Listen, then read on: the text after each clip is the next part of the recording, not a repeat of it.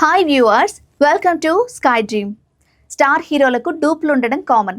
ఎన్టీఆర్, ఏఎన్ఆర్ కాలం నుంచి ఈ డూప్స్ ఉన్నారు. వాళ్ళు హీరోలకు బదులు రిస్క్ సీన్స్, ఫైట్స్ చేస్తూ ఉంటారు.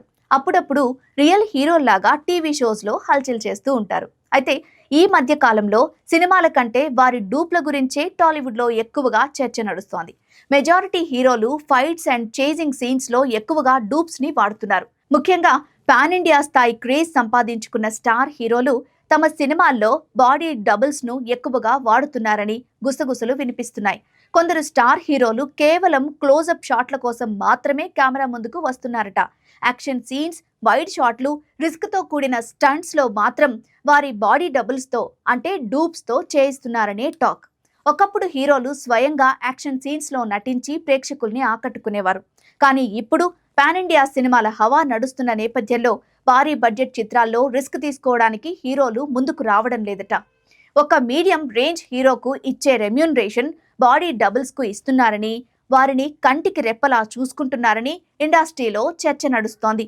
కొందరు స్టార్ హీరోలు తమ బాడీ డబుల్స్ తో యాక్షన్ సీన్స్ లను చిత్రీకరిస్తూ క్లోజ్ షాట్లలో మాత్రమే తమ ముఖాన్ని చూపిస్తున్నారట.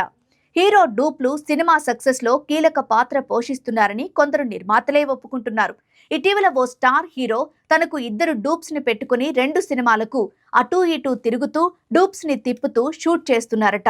పెద్ద పాన్ ఇండియా హీరోగా పేరు తెచ్చుకున్న ఒక హీరో ప్రస్తుతం రాజకీయాల్లో ఉన్న మరో స్టార్ హీరో. ఇద్దరూ ఎక్కువగా డూప్స్ ని వాడుతున్నట్లు ఇండస్ట్రీలో టాక్ వినిపిస్తోంది. ప్రస్తుతం సోషల్ మీడియాలో మీ హీరో డూప్లు వాడుతున్నాడు అంటే మీ హీరో డూప్లు వాడుతున్నాడని ఫ్యాన్స్ వార్స్ జరుగుతున్నాయి.